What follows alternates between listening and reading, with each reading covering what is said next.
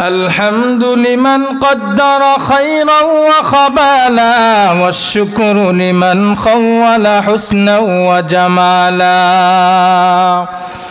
الحمد لمن قدر خيرا وخبالا والشكر لمن خول حسنا وجمالا فرد صمد عن صفة الخلق بري رب أزلي خلق الخلق كمالا رب أزلي خلق الخلق كمالا لا شبه ولا مثل ولا كفو لمولى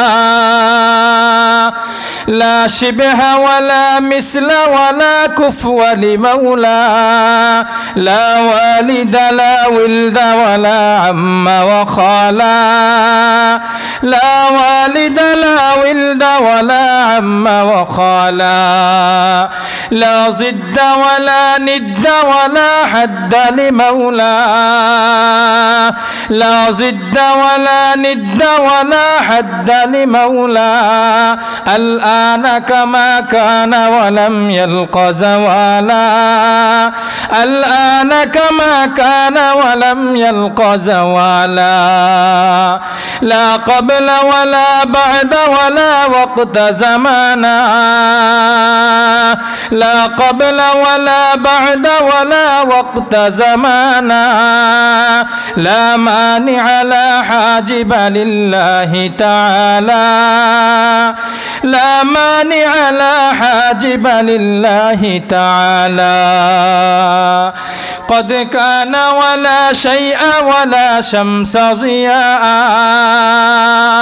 قد كان ولا شيء ولا شمس ضياء لا نار ولا نور على الكون تلالا لا نار ولا نور على الكون تلالا أنا أشهد بالله هو الواحد حقا أنا أشهد بالأحمد لله تعالى لله تكبير أرجل لله تكبير أرجل لله تكبير الحمد لله সানাদিয়া মিফতাহুল উলুম গুরুস্থান মাদ্রাসার উদ্যোগে বার্ষিক ইসলামী সম্মেলনের অত্যন্ত শ্রদ্ধাভাজন সম্মানিত সভাপতি কাবেলে ইহতেরাম জাতির রাহবার হযরত উলামায়ে কেরাম, আমার সামনে উপবিষ্ট তরুণ যুবক বন্ধুগণ, স্নেহের ছোট ভাই মুরব্বী বাবাজিরা, পর্দার আড়ালে অবস্থানরত অত্যন্ত শ্রদ্ধেয় মা ও বোনেরা, আমি সকলকেই বয়ানের শুরুতে অন্তরের অন্তঃস্থল থেকে আন্তরিক মুবারকবাদ জানাই আজকের এই মাহফিলকে স্বাগত জানানোর জন্যে। যারা মাহফিলকে বিভিন্নভাবে সহযোগিতা করে আজকে এই পর্যন্ত নিয়ে এসেছেন, কেউ টাকা দিয়ে সহযোগিতা করেছেন, কেউ শ্রম দিয়ে সহযোগিতা করেছেন, কেউ কথা দিয়ে সহযোগিতা করেছেন, বিভিন্নভাবে সহযোগিতা করেছেন। আল্লাহ পাক রব্বুল আলামিন সকলের সহযোগিতাকে কবুল করুন, সবাই বলি আমিন। আমি আলোচনার শুরুতে আপনাদেরকে দু একটা কথা জিজ্ঞাসা করি। আজকে এই সানাদিয়া মিফতাহুল উলুম গুরুস্থান মাদ্রাসার উদ্যোগের মাহফিল হয়ে এই বিশাল আয়োজন, আজকের এই মাহফিলকে কেন্দ্র করে আপনারা খুশি নাকি নারাজ? আরো জোরে বলতে হবে, খুশি নাকি নারাজ? আরো জোরে, খুশি সবাই? মাহফিলে আসার উদ্দেশ্য কি আপনাদের? এই যে মাহফিলের আয়োজন করলেন, কি উদ্দেশ্য আপনাদের? কি উদ্দেশ্য?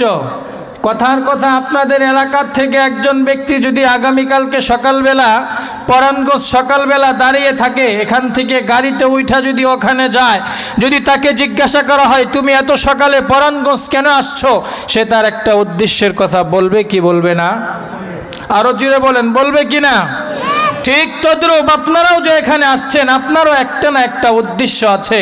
উদ্দেশ্য হলো ওলামায়ে কেরামরা আসবেন, তাদের জবান থেকে কথাগুলো বের হবে, এই কথাগুলো শুনে যেন নিজের জীবনটা পরিবর্তন করতে পারি। এটাই তো উদ্দেশ্য নাকি? তো আমরা যে এখানে আসছি, গতকালকে আপনাদের মাইকিংয়ের সময় কি এমন কোনো ঘোষণা হয়েছে গোরস্থান মাদ্রাসার মাহফিলে যারা যারা যাবে সকলকেই পেট ভর্তি বিরিয়ানি দেওয়া হবে? ঘোষণা হয়েছে এমন? আরো জোরে বলেন, ঘোষণা হয়েছে? এমন কোন ঘোষণা হয়েছে কি এই মাহফিলে যারা যারা আসবে জনপ্রতি প্রত্যেককেই 500,000 টাকা করে পকেট খরচ দেওয়া হবে? বলা হয়েছে? এমন কোন ঘোষণা হয়েছে কি যতগুলো মোটর সাইকেল আসবে প্রত্যেক মোটর সাইকেলওয়ালাকে তেল খরচ দেওয়া হবে? বলা হয়েছে? গত কয়েক মাস আগে বিগত দিনগুলোতে দেখা গিয়েছে যদি কোনো মিটিং মিছিলের প্রয়োজন হতো সেখানে জন প্রতি 500,000 টাকা করে পকেট খরচ দেওয়া হতো। যারা মোটর সাইকেল ব্যবহার করত শত শত মোটর সাইকেল, তাদের তেল খরচ পকেট খরচ সহ বিভিন্ন মিটিং মিছিলের আয়োজন করা হতো, ঠিক কিনা? আমি আপনাদের কাছে প্রশ্ন করতে চাই, আজকের এই মাহফিলকে কেন্দ্র করে আপনাদের কয়জনের পকেটে 500 টাকা করে কমিটির লোকেরা দিছে বলেন? হ্যাঁ, একজনের পকেটেও দিছে। তো এখানে আসছেন কেন? হ্যাঁ, আল্লাহকে খুশি করার জন্যে। আল্লাহ পাক রব্বুল আলামিন একটা হাদিসে কুদসির মধ্যে বলতেছেন, আমার বান্দাগণ, এই যে আজকে এখানে কোরআনের আলোচনা হচ্ছে, হাদিসের কথা হচ্ছে, ফেরেশতারা চতুর্দিক দিয়ে বেষ্টনী দেয়া রাখছে। আস্তে আস্তে যখন দেখবেন পুরো ফিল্ড ভরে গেছে, এমন একটা ফিল্ড সরকারি লোকেরা যখন তারা আয়োজন করবে সেখানে চতুর্দিক দিয়া পুলিশ বেষ্টনী দিয়ে রাখবে, এরপরেও সেই মানুষগুলোকে তারা কন্ট্রোল করতে পারে না। কথা বলেন ঠিক কিনা? কিন্তু কোরআন হাদিসের কথা যেখানে হয় সেখানে কোনো পুলিশ প্রশাসনের প্রয়োজন হয় না, সেখানে কোনো আর্মি রাফের প্রয়োজন হয় না। তাদেরকে হেফাজতের জন্য আল্লাহ পাক রব্বুল আলামিন আসমান থেকে রহমতের ফেরেশতা পাঠিয়ে দেয়। এই যে আজকের এই মাহফিল, এই মাহফিলের চতুর্পাশে ফেরেশতারা বেষ্টনী দেয়া রাখছে। আল্লাহর কাছে বলতেছে, হে আল্লাহ, এই যে ব্যক্তিগুলো তারা তো আসছে তোমার জন্যে। আল্লাহ পাক জিজ্ঞাসা করবে কিসের জন্য আসছে? ফেরেশতারা বলবে আল্লাহ তোমাকে রাজি খুশি করার জন্য আসছে। আল্লাহ পাক রব্বুল আলামিন বলবেন এদের কি বাড়িঘর নাই? এই যে মাহফিলে শোনার কথা শোনার জন্য যে এখানে আসছে তাদের কি ঘর বাড়ি নাই? এত ঠান্ডা শীতের মধ্যে লেপ গাউ দিয়ে ভালোভাবে শুয়ে থাকবে, আরামের ঘুমকে হারাম করে কেন আসছে? ফেরেশতা বলে আল্লাহ আপনাকে খুশি করার জন্য আসছে। আল্লাহ পাক রব্বুল আলামিন হাদিসে কুদসির মাঝে বলতেছেন, হযরতে জাবের রাদিয়াল্লাহু তাআলা আনহু থেকে বর্ণনা, আল্লাহ পাক রব্বুল আলামিন বলতেছেন, ইযা যাকারানি আবদি ফি নাফসিহি, যখন আমার কোনো বান্দা আমি আল্লাহকে তার মনে মনে স্মরণ করবে, আল্লাহ পাক রব্বুল আলামিন বলেন যাকারতুহু ফি নাফসি, আমি আল্লাহ ওই বান্দাকে মনে মনে স্মরণ করতে থাকি। সুবহানাল্লাহ। আরো জোরে বলতে হবে আমার সাথে, একটু আপনারা আওয়াজ দিবেন, ইনশাল্লাহ আলোচনা সুন্দর হবে। আর যদি আওয়াজ না দেন বুঝবো আমার কথা আপনারা বুঝেন না। আওয়াজটা দিতে রাজি আছেন তো ইনশাল্লাহ? আরো জোরে বলেন, রাজি আছেন তো ইনশাল্লাহ? আল্লাহ পাক রব্বুল আলামিন বলেন, যখন আমার কোনো বান্দা আমি আল্লাহকে তার মনে মনে স্মরণ করবে, আমি আল্লাহ ওই বান্দাকে মনে মনে স্মরণ করতে থাকি। সুবহানাল্লাহ। আল্লাহ পাক রব্বুল আলামিন বলেন, যখন আমার কোনো বান্দা কোনো একটা মজলিসের মধ্যে আমি আল্লাহকে নিয়ে আলোচনা করবে, আল্লাহ পাক রব্বুল আলামিন বলেন, যাকারতুহু ফি মালাইন খায়রুম মিনহুম, আমি আল্লাহ ওই বান্দাকে এর চাইতে উত্তম মজলিস ফেরেশতাদের মজলিসের মধ্যে আমি আমার বান্দাদের আলোচনা করি। সুবহানাল্লাহ। লাভ না লস? আরো জোরে বলেন, লাভ না লস? আল্লাহ পাক রব্বুল আলামিন আলামিন বলেন ওয়াইদা তানি বিশিবিরিন, যখন আমার কোন বান্দা আমি আল্লাহর দিকে 1 বিঘাত পরিমাণ অগ্রসর হবে, আমি আল্লাহ ওই বান্দার দিকে 1 হাত পরিমাণ অগ্রসর হই। সুবহানাল্লাহ। লাভ না লস? আল্লাহ পাক রব্বুল আলামিন বলেন ওয়াইদা তানি যিরাআ, যখন আমার কোন বান্দা আমি আল্লাহর দিকে 1 হাত পরিমাণ অগ্রসর হবে, আমি আল্লাহ ওই বান্দার দিকে 2 হাত পরিমাণ অগ্রসর হই। কি বলবেন? আরো আস্তে কোন সুবহানাল্লাহ, বাদ্যা কোন যে আরো জোরে বলেন সুবহানাল্লাহ। আল্লাহ পাক রব্বুল আলামিন বলেন ওয়াইদা তানি ইয়ামশি, যখন আমার কোন বান্দা আমি আল্লাহর দিকে হেঁটে হেঁটে অগ্রসর হবে। কিভাবে? হেঁটে হেঁটে, বুঝেন তো নাকি? যখন আমার কোন বান্দা আমি আল্লাহর দিকে হেঁটে হেঁটে অগ্রসর হবে, আমি আল্লাহ ওই বান্দার দিকে দৌড়ায়া দৌড়ায়া অগ্রসর হতে থাকি। সুবহানাল্লাহ। লাভ না লস? আজকের এই মাহফিল আমরা এখানে আসছি, শুধু এখানে না, দ্বীনি কথা যেখানেই হবে সেখানেই যাব।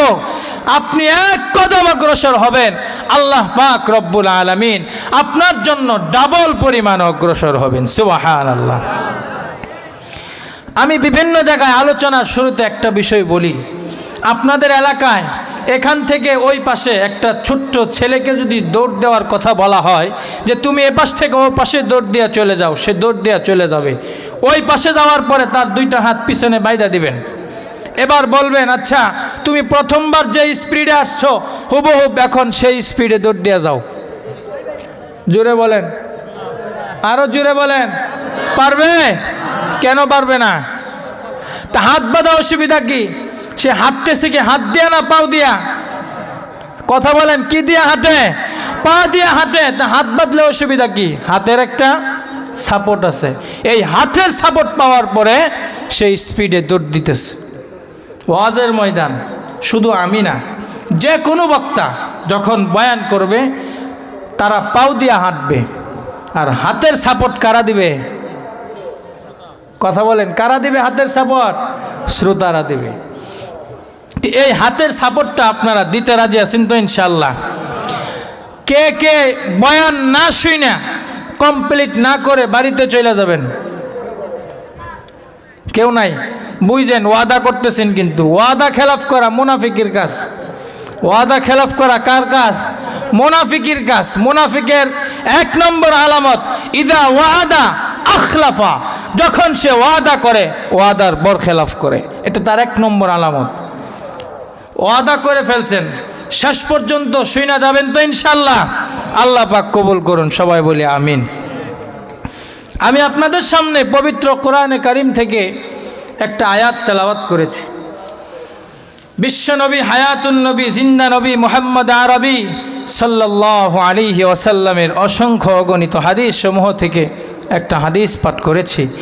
আল্লাহ পাক রব্বুল আলামিন যদি তৌফিক দান করেন আর যদি আপনাদের দোয়া হয় ইনশাআল্লাহ কিছু কথা আল্লাহ পাক আমাকে ইখলাসের নিয়তে বলার এবং আপনাদেরকে ইখলাসের নিয়তে শোনার তৌফিক দান করুন, সবাই বলি আমিন।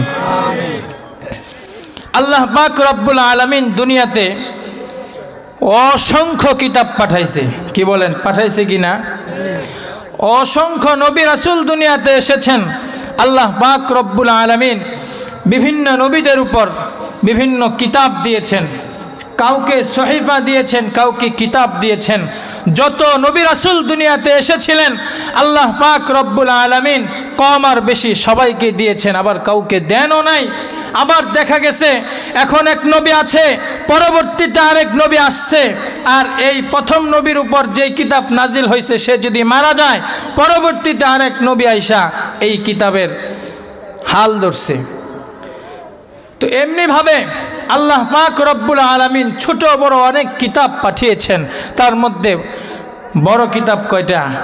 4টা। কয়টা? 4টা। এই 4টার মধ্যে সবচেয়ে বড় কোনটা? কোরআন। এই 4টার 3টা আমাদের নবী রাসূলুল্লাহ সাল্লাল্লাহু আলাইহি ওয়াসাল্লাম ওনার আগমনের পর কোরআন যখন নাজিল হয়েছে, কোরআন নাজিল হওয়ার আগে সেগুলো ছিল, কোরআন নাজিল হওয়ার পরে আগের যেই 3 কিতাব বা যত কিতাব আছে আসমানি, কোনোটা আছে না নাই? সব শেষ, একটাও থাকবে না। কেন? কারণ আল্লাহ পাক রব্বুল আলামিন যত কিতাব পাঠিয়েছেন, ছোট বড় যত কিতাব পাঠিয়েছেন, ইতিপূর্বের কোরআন বাদ দিয়ে যত কিতাব আছে সমস্ত কিতাবের মধ্যে আল্লাহ পাক রব্বুল আলামিন কোথাও এই কথা বলেন নাই এই কিতাব আমি অবতীর্ণ করেছি, এটার হেফাজতের জিম্মাদারি আমার, কোথাও বলেন নাই। কিন্তু আল্লাহ পাক রব্বুল আলামিন কোরআনে কারীম নাজিল করে সাথে সাথে আল্লাহ পাক ঘোষণা করে দিয়েছেন, এই কোরআন আমি আল্লাহ যেমন নাজিল করেছি, এই কোরআন হেফাজতের দায়িত্ব আমি আল্লাহ নিয়ে নিলাম। সুবহানাল্লাহ। আরো জোরে বলেন না সুবহানাল্লাহ। সুবহানাল্লাহ। আল্লাহ পাক রব্বুল আলামিন বলেন, ইন্না নাহনু নাযালনা যিকরা ওয়া ইন্না লাহু লাহাফিজুন। আল্লাহ পাক রব্বুল আলামিন বলেন, আমি এই কোরআনকে অবতীর্ণ করেছি, এই কোরআন অবতীর্ণ করার পর এই কোরআন হেফাজতের জন্য আমি আল্লাহ জিম্মাদারি নিয়েছি। সুবহানাল্লাহ। আর আস্তে কন্যা সুবহানাল্লাহ, আর আস্তে বলেন সুবহানাল্লাহ। আল্লাহ পাক রব্বুল আলামিন বলেন, এই কোরআন এটা সাধারণ কোনো কোরআন নয়, এই কোরআন আল্লাহ পাক রব্বুল আলামিন যখন নাজিল করেছেন, নাজিল করার পূর্বে আসমানকে আল্লাহ তাআলা প্রস্তাব করেছেন, জমিনকে প্রস্তাব করেছেন, পাহাড়কে প্রস্তাব করেছেন। এই জমিন, আসমান, পাহাড় সব কিছু আল্লাহ তাআলার এই প্রস্তাবকে তারা প্রত্যাখ্যান করলো। আল্লাহ পাক রব্বুল আলামিন কোরআনের মধ্যে বলেন, ইন্না আরাদনাল আমানাতা আলাস সামাওয়াতি ওয়াল আরদি ওয়াল জিবাল ফাবাইনা আন ইয়াহমিলনাহা ওয়া আশফাকনা মিনহা ওয়া হামালাহাল ইনসান। আল্লাহ পাক রব্বুল আলামিন বলেন, ইন্না আরাদনাল আমানা, যখন আমি আমানতকে পেশ করলাম, এই আমানতকে আমি যখন পেশ করলাম কোথায়? আলাস সামাওয়াত, আসমানের কাছে আমি এই আমানত পেশ করেছি। আসমানের কাছে আমি এই আমানত পেশ করে বলেছি, হে আসমান, আমি আল্লাহ কোরআন নাজিল করব, এই কোরআনের আমানতের দায়িত্ব তুমি পালন করো। আল্লাহ পাক রব্বুল আলামিন প্রথমে আসমানের উপর প্রস্তাব করেছেন, এরপরে আল্লাহ তাআলা বলেন আলাস সামাওয়াতি ওয়াল আরদ, 2 নম্বরে আমি আল্লাহ জমিনের উপর প্রস্তাব করেছি, হে জমিন, আমি আল্লাহ তোমাকে এত বড় করে বানিয়েছি, এত বিশাল আকৃতি বানিয়েছি, সুতরাং আমি আল্লাহ কোরআন নাজিল করব। এই কোরআন নাজিল করার পর কোরআনের জিম্মাদারি তুমি গ্রহণ করো। প্রথমে কার কাছে? আসমান, দ্বিতীয় জমিন। এবার আসেন 3 নম্বর। 3 নম্বর হলো আল জিবাল। আল্লাহ পাক রব্বুল আলামিন বলেন, পাহাড়ের উপরও আমি এই কোরআনকে নাজিল করার জন্য ইচ্ছা করলাম, প্রস্তাব করলাম। আসমান, জমিন, পাহাড় 3টার কাছে আমি প্রস্তাব করেছি। এবার এই 3টা কি জবাব দেয় বলেন? ফাবাইনা আন ইয়াহমিলনাহা ওয়া আশফাকনা মিনহা। আল্লাহ পাক রব্বুল আলামিন বলেন, আসমান প্রত্যাখ্যান করেছে, জমিন প্রত্যাখ্যান করেছে, পাহাড় প্রত্যাখ্যান করেছে। এখন আমি এই কোরআন কোথায়, কার কাছে দেব? এই কোরআন হেফাজতের জন্য কেউ রাজি হয় না। আল্লাহ পাক রব্বুল আলামিন বলেন, এই কোরআনটা তারা সবাই অস্বীকৃতি জানালো, এই কোরআন তারা কেউ গ্রহণ করবে না। সর্বশেষ ওয়া হামালাহাল ইনসান, আপনার আমার মতো দুর্বল মানুষ কোরআনটাকে গ্রহণ করেছে, ঠিক কিনা? এই যে একজন ছোট্ট মানুষ, যে সমস্ত ছেলেরা হাফেজে কোরআন হয় তাদের বয়স সর্বোচ্চ 9-10, অনেক ছেলে আছে 7 বছর বয়সে কোরআনের হাফেজ হয় কি হয় না? এই ছেলেগুলো যখন কোরআনের হাফেজ হয় তারা শারীরিকভাবে এতটা দুর্বল, শারীরিকভাবে দুর্বল হওয়ার পরেও আল্লাহ পাক এই কোরআনটাকে গ্রহণ করার মতো একটা ক্ষমতা আল্লাহ তাআলা দিয়ে দেয়।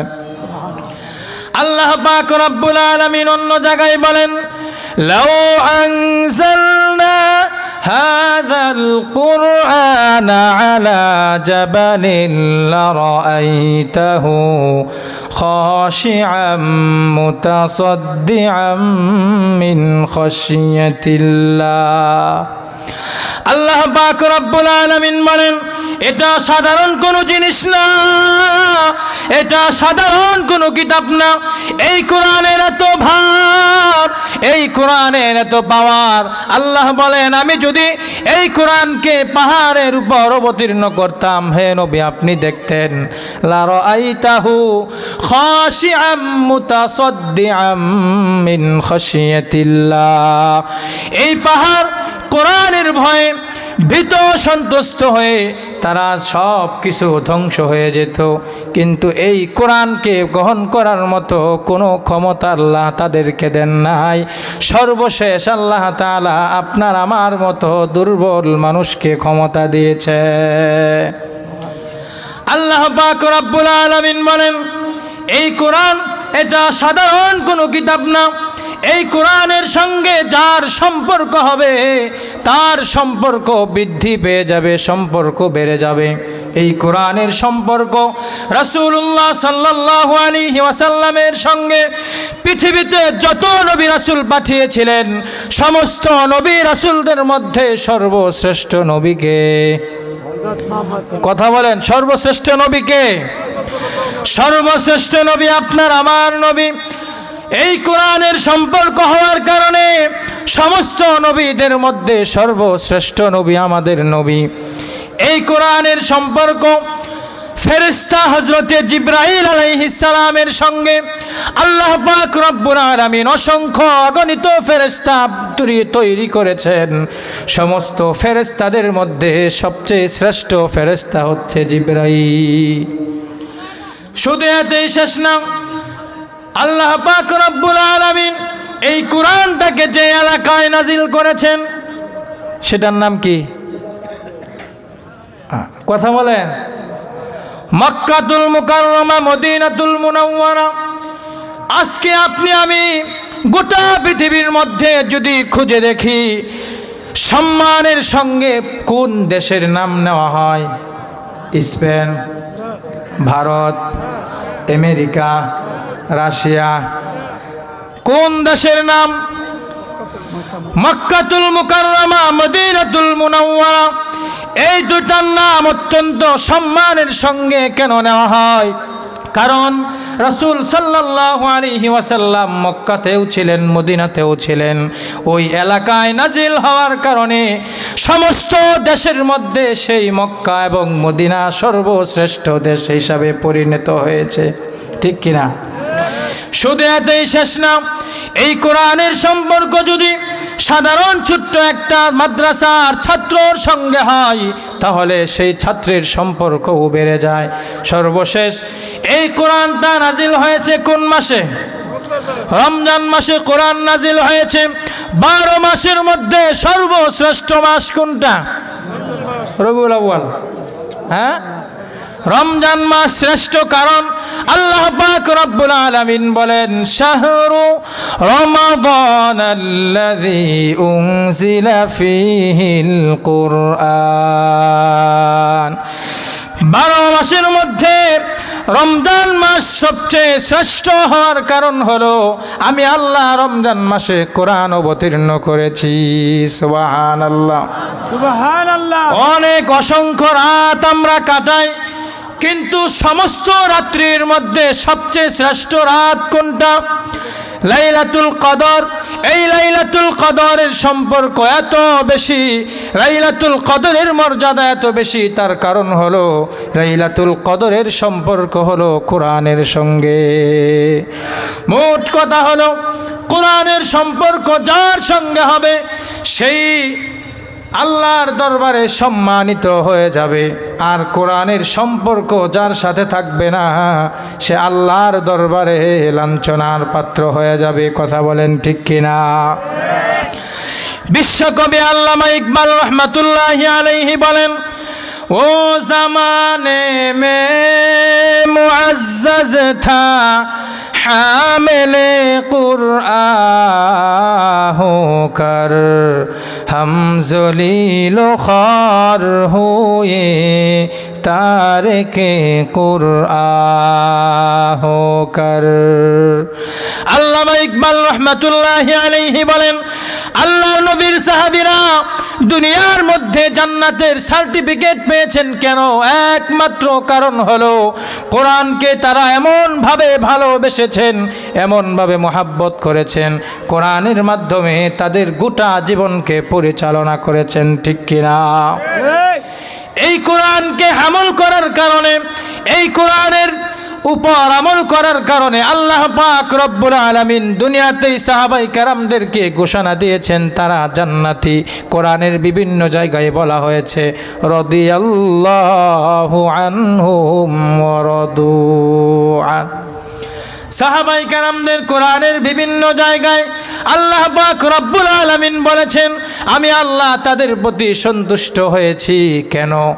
কারণ তারা কোরআনটাকে এমন ভালোবেসেছে, এমন মোহাব্বত করেছে, সেই মোহাব্বতের কারণে আজকে তারা জান্নাতি। আর আমরা আজকে এত অবহেলিত হচ্ছি, এত অপমানিত হচ্ছি কেন? একমাত্র কোরআনকে তরক করে, এই কোরআনকে তরক করে এটার উপর আমল না করার কারণে আজকে আমরা লাঞ্ছিত, অপদস্থ, অবহেলিত হচ্ছি।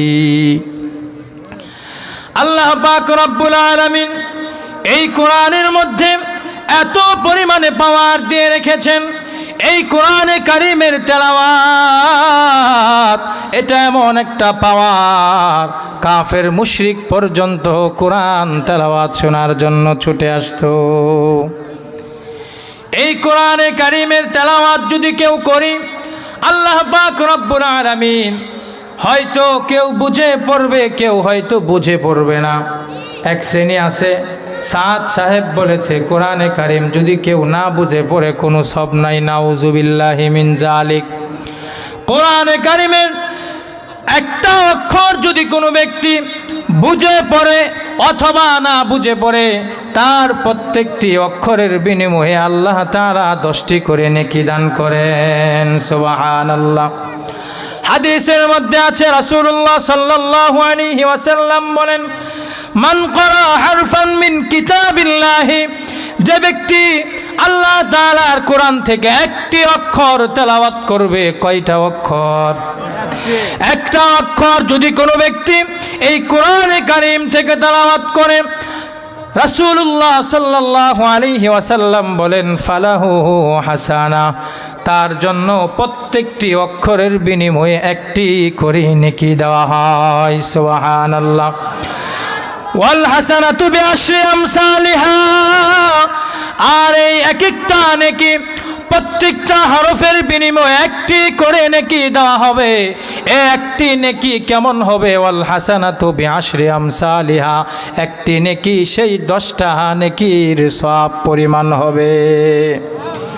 রাসূলুল্লাহ সাল্লাল্লাহু আলাইহি ওয়াসাল্লাম বলেন লা কুলু আলিফ লাম মিম হারফুন, রাসূল বলেন আমি এই কথা বলবো না আলিফ লাম মিম, এখানে 3টা অক্ষরের সমন্বয়ে একটা শব্দ। রাসূল বলেন আমি বলবো না এখানে একটা শব্দ, আমি বলবো আলিফুন হারফুন ওয়া লামুন হারফুন ওয়া মিমুন হারফুন। এখানে আলিফ একটা অক্ষর, লাম একটা অক্ষর, মিম একটা অক্ষর। সুতরাং কোনো ব্যক্তি যদি বুঝে অথবা না বুঝে এই কোরআনে কারিমের একটা অক্ষর তেলাওয়াত করবে, আল্লাহ পাক রব্বুল আলামিন তার আমলনামায় 10টি করে নেকি দান করবে। আরো আস্তে কোন সুবহানাল্লাহ, আচ্ছা কইছে সুবহানাল্লাহ বাড়িতে গিয়া বললেন। শুধু এতেই শেষ না, অন্য হাদিসের মধ্যে রাসূল করিম সাল্লাল্লাহু আলাইহি ওয়াসাল্লাম বলেন মান ক্বারা হারফাম মিন কিতাবিল্লাহি মান ক্বারা আল কুরআন, যে ব্যক্তি এই কোরআনে কারিমের তেলাওয়াত করলো ফাস্তাযহারাহু ওয়া হাল্লা হালালাহু, এই কোরআন কারিম তেলাওয়াত করার পর শিখার পরে সে এটাকে ছড়ায়া দিল। ছড়ানোর অর্থ হলো শিখায়া দিল, অন্যকে শিখালো। ওয়া হাল্লা হালালাহু ওয়া হাররামা হারামাহু, হালালকে হালাল মনে করে চললো, হারামকে হারাম মনে করে বেঁচে থাকলো। আদখালাহুল্লাহুল জান্নাহ, আল্লাহ তাআলা ওই ব্যক্তিকে জান্নাতের মেহমান বানায়া দিবেন। আরো আসতে বলেন সুবহানাল্লাহ। রাসূলুল্লাহ সাল্লাল্লাহু আলাইহি ওয়াসাল্লাম বলেন শুধু এতেই শেষ না, একজন কোরআনের হাফেজ, মাদ্রাসার একজন ছোট্ট শিশু, সে যখন কোরআনে কারিমের হাফেজ হয়, আল্লাহ পাক রব্বুল আলামিন এই কোরআনের হাফেজকে কিয়ামতের ময়দানে একটা স্পেশাল পাওয়ার দিবেন। কেমন পাওয়ার দিবেন? এই পাওয়ারটা হলো এমন, যাদের উপর জাহান্নাম অবধারিত হয়েছে, জাহান্নামের আগুন যাদের জন্য একদম ফরজ হয়ে গিয়েছে, যাদেরকে শুধু জাহান্নামে দেওয়া হবে, নিক্ষেপ করা হবে, এই ব্যক্তিদের ব্যাপারে আল্লাহ পাক রব্বুল আলামিন হাফেজে কোরআনকে একটা সুপারিশ করার মতো পাওয়ার দিয়ে দিবেন। যাদের জন্য জাহান্নাম অবধারিত এমন 10 জন ব্যক্তির জন্য সুপারিশ করার মতো একটা স্পেশাল পাওয়ার আল্লাহ দিয়ে দিবেন। সুতরাং ভাইয়েরা আমার, এই কোরআনটা একজন ছেলেকে শিখায়, নিজে শিক্ষা করেন। যদি নিজে শিক্ষা গ্রহণ করতে না পারেন তাহলে আপনার ছেলেকে শিখান। আপনার ছেলেকেও শিখাইতে পারলেন না, আপনার নাতিনকে শিখান। আপনার নাতিনকেও শিখাতে পারলেন না, আপনার কাছের অন্য আরেকজনকে শিখান। কোরআন শিখেন, অন্যকে শিখান, আপনার জন্য লাভ হবে। এই কোরআন যদি কোনো ব্যক্তি ইখলাসের সাথে কোরআনে কারিমের তেলাওয়াত করে, আল্লাহ পাক রব্বুল আলামিন এই তেলাওয়াতের উসিলায় বিরাট বড় বড় বিপদ থেকে হেফাজত করেন। সুবহানাল্লাহ। ছোট্ট একটা ঘটনা বলে আমি শেষ করে দিব। আপনারা অনেকে হয়তো শুনেছেন এই কোরআনে কারিম, এটার এত পাওয়ার, এই কোরআনে কারিমের তেলাওয়াতের এত পাওয়ার। একজন হাফেজে কোরআন ছিলেন, তার নাম হলো হাফেজ আবুল বারাকাত। মালদ্বীপ একটা বিরাট বড় দ্বীপ। সেই দ্বীপ, এটার চতুর্দিক দিয়ে পানি আর পানি, সেখানে কোনো ঘর বাড়ি নাই। সেই মালদ্বীপের মধ্যে এখন আজান শোনা যায়, মালদ্বীপের মধ্যে মসজিদ থেকে আজান শোনা যায়, সেখানে নামাজ পড়া হয়। কোত্থেকে আসলো? ওই একজন হাফেজ কোরআন ছিল, তার নাম হলো হাফেজ আবুল বারাকাত রহমতুল্লাহি আলাইহি। এই একজন ব্যক্তির কারণে মালদ্বীপের মধ্যে আজকে আজান হয়, মালদ্বীপের মধ্যে আজকে নামাজ হয়। এই হাফেজ আবুল বারাকাত, তার বাড়ি ছিল আরব দেশে। আরব দেশ থেকে সে একটা ব্যবসায়ী কাফেলার সঙ্গে রওনা হচ্ছে, সিরিয়ায় যাবে, ব্যবসা করার জন্য যাবে। পথিমধ্যে এমন ঝড় তুফান শুরু হলো, এমন ঝড় তুফান শুরু হলো, বড় স্টিমারের মধ্যে তারা চলতেছে। ঝড়ের কারণে হঠাৎ করে স্টিমারটা ডুবে গেছে। স্টিমারের মধ্যে যত মানুষ ছিল সমস্ত মানুষ একদম ডুবে পানি খেয়ে মারা গেছে। এই স্টিমারের মধ্যে শুধুমাত্র একজন ব্যক্তি, তার নাম হলো হাফেজ আবুল বারাকাত, সে শুধু জীবিত আছে। ওই অবস্থায় হাফেজ আবুল বারাকাত রহমাতুল্লাহি আলাইহি চিন্তা করলেন, আল্লাহ পাক রব্বুল আলামিনকে ডাক দিয়ে বলতেছেন, ওগো আল্লাহ, তুমি তো আমার কোরআন, তুমি তো আমার সিনার মধ্যে তোমার 30 পারা কোরআন দিয়েছ, সুতরাং আল্লাহ এই কোরআনের উসিলায় আজকে তুমি আমাকে হেফাজত করো। হাফেজ আবুল বারাকাত রহমাতুল্লাহি আলাইহি তিনি ওই পানির ভিতর হাউমাউ করতেছে, পানি খাচ্ছে আর দোয়া করতেছে। আল্লাহ পাক রব্বুল আলামিন তার দোয়া কবুল করে নদীর মাঝখান থেকে আস্তে করে তারে পানির ঢেউয়ে ঢেউয়ে নদীর তীরে পৌঁছায়া দিছে। এই হাফেজ আবুল বারাকাত যখন নদীর তীরে উঠলেন, ওঠার পরে সে এমন এমন মানুষ দেখে যাদেরকে কোনোদিন দেখে নাই, অচেনা এক দেশে সে এসে পড়েছে। এখানে আসার পর তাকে 2-1 জন ধরেছে, ধরে তাকে তার কিছু খেদমত করতেছে, সেবা করতেছে, চিকিৎসা করতেছে। এই অবস্থায় আস্তে করে তার সুস্থতা ফিরে আসলো। এখন দেখতেছে এই ব্যক্তিটা তো কোরআনের একজন হাফেজ। সে জিজ্ঞাসা করতেছে, যারা তার খেদমত করতেছে, চিকিৎসা করতেছে, তাদের মধ্যে একজন বৃদ্ধ ব্যক্তি জিজ্ঞাসা করতেছে, নাম কি তোমার? সে বলতেছে, আমার নাম হলো হাফেজ আবুল বারাকাত। বলতেছে, তুমি কি মুসলমান নাকি? হ্যাঁ, আমি মুসলমান। তুমি মুসলমান, এমন এক দেশে তুমি এসেছ, এই দেশের মধ্যে আমরা অগ্নি পূজারি করি, আমরা তো এখানে কেউ মুসলমান নয়। তুমি এই দেশের মধ্যে আসছো, তুমি এই দেশে কিভাবে থাকবে? যদি তোমার এই দেশের মধ্যে থাকতে হয়, তোমার ঈমানকে গোপন করে এখানে তোমার থাকতে হবে। ঈমানকে যদি তুমি গোপন না করো, তাহলে এই দেশের বাদশা আছে যিনি, তিনি তোমাকে ধ্বংস করে ফেলবেন। তোমার ঈমানটাকে গোপন করে তুমি চলো। এবার লোকেরা সে কোথায় থাকবে, কোথায় খাবে, তার থাকার এবং খাবারের ব্যবস্থা করবেন। এমনি দেখে একজন বৃদ্ধা মহিলা আসতেছে, তাকে বলতেছে, মা, এই বৃদ্ধা, এই ব্যক্তি, এই ছোট্ট একজন শিশু, এই হাফেজ, তার নাম হলো আবুল বারাকাত, তার খাবার দাবারের ব্যবস্থা, তার থাকার ব্যবস্থা তোমার ঘরের মধ্যে করো। এই বৃদ্ধা মহিলা বলতেছে, আমার ঘরের ভিতর আমি তার খাবার দাবারের ব্যবস্থা কিভাবে করব? আমি নিজেই তো খেতে পারি না, আমার নিজের খাবারের কোনো ব্যবস্থা নাই, আমি নিজেই তো খেতে পারি না, আমি কিভাবে তার জন্য ব্যবস্থা করব? হাফেজ আবুল বারাকাত বলতেছে, মা, আমার জন্য খাবারের কোনো ব্যবস্থা আপনার করতে হবে না, আমার খাবারের ব্যবস্থা আমি নিজেই করব, আমার খাবারের ব্যবস্থা আল্লাহ তাআলা করে দিবেন। সম্মানিত ভাইয়েরা আমার, ঘটনা বলতে গেলে একটু সময় লাগবে। এখন পরবর্তী মেহমান চলে আসছে, তাকদা হচ্ছে 2 বার। আপনাদের যদি দোয়া হয় ইনশাল্লাহ পরবর্তীতে যদি আরও কোনো সময় দাওয়াত দেন, আসি ইনশাল্লাহ পরবর্তীতে বাকি আলোচনা করব। মেহমানকে বসায় রেখে আলোচনা করা ঠিক না। অনেক কথা বললাম, কষ্ট পাবেন না কেউ। আল্লাহ পাক রব্বুল আলামিন যেই কথাগুলো বলছি আমাকে এবং আপনাদের সকলকে